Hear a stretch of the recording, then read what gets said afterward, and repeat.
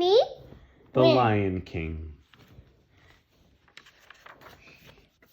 The animals came from far and near across the dusty African plain. They came on padding paws and pounding hooves and flapping wings. Each beast, from the tiniest ant to the largest elephant, made its way to Pride Rock, for that was the home of the Lion King, and this was a special day in the Pride Lands. Today, Simba, the firstborn cub of King Mufasa and Queen Sarabi, would join the great circle of life. The animals took their places and bowed to King Mufasa. Then Rafiki, the wise baboon, stood at the edge of Pride Rock and held up the little cub for all to see. A great cry rose from all the animals. The elephants trumpeted, the zebras whinnied, and the birds sang for joy at the sight of Simba, the future Lion King. But one animal did not join in the joyous ceremony. Scar, the king's jealous brother, stayed in his den. Later, Scar just laughed when the king's advisor, Zazu the Hornbill, criticized him. Then the evil lion popped the bird into his mouth. Scar would have eaten Zazu if Mufasa hadn't come along just in time. Zazu wiped his feathers off and scolded, "As the king's brother, you should have been first in line at Simba's ceremony." Scar's green eyes gleamed. "I was first in line until the little hairball was born." "That hairball is my son and your future king," Mufasa growled. Scar slinked away. "Don't turn your back on me," Mufasa warned. Scar looked back over his shoulder. His eyes narrowed. "Perhaps it's you who shouldn't turn your back on me." He's lying. Simba grew quickly. One morning, Mufasa took his son to the top of Pride Rock and told him, "The circle of life never stops turning. One day the sun will set on my time as ruler and rise with you as king. Then everything the light touches will be yours." "What about that shadowy place?" Simba asked. Mufasa declared, "You must never go there." Suddenly, Zazu swooped down and squawked, "Hyenas in the Pride Lands!" Mufasa frowned. "Zazu, take Simba home." "Aw, Dad, can't I come?" Simba whined.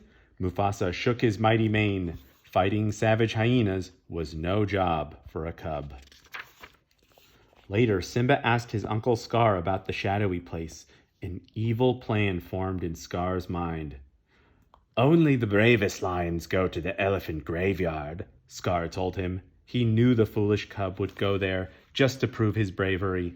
Scar was right. Simba couldn't wait to go to the elephant graveyard with his best friend Nala. But how could they go with Zazu watching every move they made? "We've got to ditch the dodo," Simba whispered. Nala giggled and agreed. Soon the two friends found a way to escape their feathered babysitter. Who's a babysitter? Zazu. Before long, the young lions had reached the dark, mysterious place beyond the borders of the Pride Lands. Giant bones poked out of the ground. "It's kind of scary," Nala whispered. "Let's check it out," Simba said.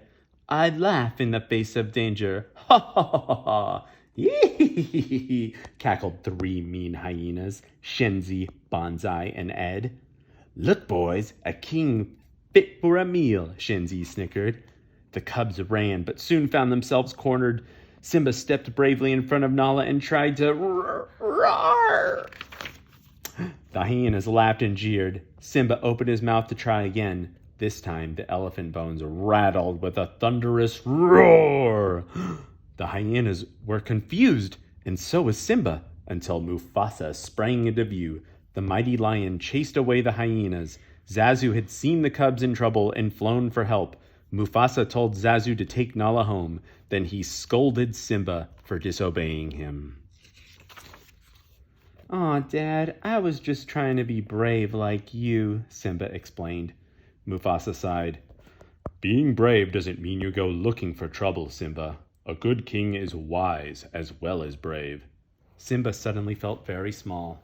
"We'll always be together, right, Dad?" Mufasa looked up at the starry sky and said, "The great kings of the past looked down on us from those stars. So whenever you feel alone, just remember that those kings will always be there to guide you. And so will I." Later, Scar met with the hungry hyenas. I practically gave those cubs to you, he complained. They weren't exactly alone, Shenzi whined. But Scar had enough. Shenji. That one. Oh, who's this one? Ed. Who's this one? Bonsai. Oh. But Scar had another plan that would allow him to become king. Stick with me, and you'll never go hungry again, he promised. The hyenas danced and cheered. The next morning, Scar took Simba to the bottom of a rocky canyon. Now wait here, he ordered.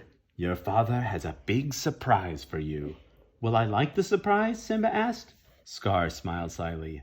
Oh, it's to die for. He walked away. Then he gave a signal to the hyenas waiting on the canyon ridge. The hyenas knew what to do. They chased a huge herd of wildebeests down the canyon. Simba felt the earth shake.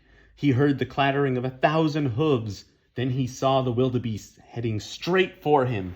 Simba managed to climb a dead tree and cling to a branch. Help! He shouted. Help was on its way, for Scar had found his brother. Mufasa! Simba's trapped in the stampede! Scar cried. Just as Scar had planned, Mufasa rushed to Simba's rescue. He lifted his son to safety, but then fell under the rushing tide of hooves. Dad! Simba shouted. He couldn't see anything through the huge dust cloud. Mufasa tried to pull himself up the steep rocks. From above, Scar watched his brother struggle. Help me, brother! Help me! Mufasa pleaded. Scar reached for Mufasa's paws. He pulled his brother close and whispered, Long live the king. Then Scar let go and watched Mufasa tumble down the steep slope. When the stampede was over, Simba found his father lying lifeless in the dust. No, Simba wailed. Scar came to the sobbing cub's side. What have you done? He accused. There were wildebeests everywhere. He tried to save me. It was an accident, Simba said in a rush. I didn't mean to. Of course not. But if it weren't for you, he'd still be alive. What will your mother think? Scar demanded. Simba looked stricken. What should I do? Run away, Scar advised. Run away and never come back. Scar watched Simba run. Then he sent the hyenas after him. The hyenas chased Simba to the border of the Pride Lands.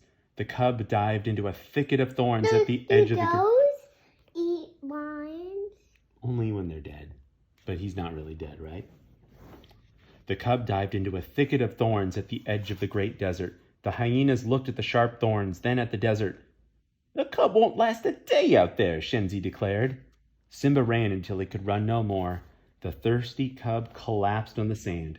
Vultures circled him hungrily. But Timon the meerkat and his fat friend Pumbaa the warthog chased away the vultures. Simba woke up in their jungle home. Where are you from? Timon asked. Simba sighed. It doesn't matter. I can't go back. What did you do, kid? Pumbaa wondered. Something terrible, Simba replied. Timon shrugged. Who cares? You've got to put the past behind you. Hakuna Matata. What? Simba asked. Hakuna Matata, Timon repeated. It means no worries. That's the motto we live by. And here's what we live on. Timon showed Simba a wiggly insect. Simba watched Pumbaa eat a grub. Slimy but satisfying, the warthog said with a burp. Simba frowned, but he ate the big grub. Then the cub smiled and said, Hakuna Matata. In the months that followed, Simba ate many, many grubs, and he grew into a full-sized lion.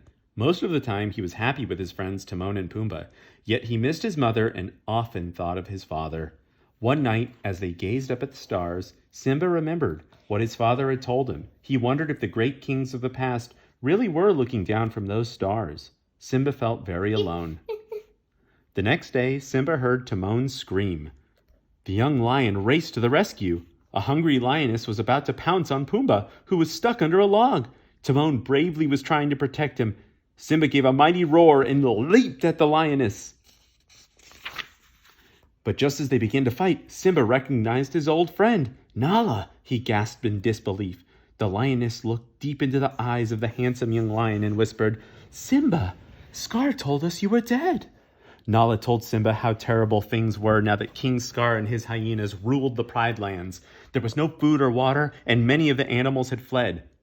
"But you can come back and become king. Then everything will be all right again," Nala said. "I'm no king," Simba said angrily. But that night, Rafiki the baboon came to Simba and promised to bring him to his father. When Simba looked up at the stars, he heard a familiar voice. "Simba," his father asked, "have you forgotten me?" Simba gasped, "No, how could I?" "You have forgotten who you are, and so you have forgotten me," the ghostly voice continued. "Look inside yourself, Simba. You are more than what you have become. You must take your place in the circle of life." Simba knew his father was right. His friends returned with him to the Pride Lands. Back at Pride Rock, King Scar was angry with Sarabi for not finding food. Suddenly, Scar heard a great roar. He couldn't believe his eyes. "Mufasa, it can't be, you're dead." But Sarabi recognized her son. "Simba," she said softly. "I've come to take my place as king," Simba roared, but Scar would not back down so easily. Simba leaped at Scar, but the villain slipped away. Instead, the hyenas rushed at Simba. Pride Rock echoed with their hideous laughter as the hyenas forced Simba to the edge of a cliff. Scar walked up to the exhausted young lion. "Your daddy isn't here to save you this time," Scar taunted. Then he pushed Simba off the cliff. Simba's claws scrambled for a hold on the steep slope. "This looks familiar," Scar sneered. "Oh yes, I remember. It's just the way your father looked before I killed him." At last, Simba knew the truth. With a mighty roar, he leaped at Scar. Meanwhile, Timon, Pumbaa, and the lionesses had chased the hyenas off Pride Rock. When Simba sent Scar flying over the cliff, the villain landed in a mob of hungry hyenas. They cackled cruelly. Finally, they had a meal fit for a king, or a king fit for a meal. Simba thanked his friends. Then he walked to the top of Pride Rock. His roar echoed through the Pride Lands. The rightful king had taken his throne. The plains were soon lush and green again. The animals returned, and the hunting was good once more. Simba knew that a king must have a queen, so of course he chose the beautiful Nala. Before long, the animals again came from far and near across the dusty African plain. This time they came to greet the firstborn cub of King Simba and Queen Nala. Wise old Rafiki stood at the edge of Pride Rock and held up the cub for all to see. The elephants trumpeted and the zebras whinnied for joy as the future Lion King joined the great circle of life. That was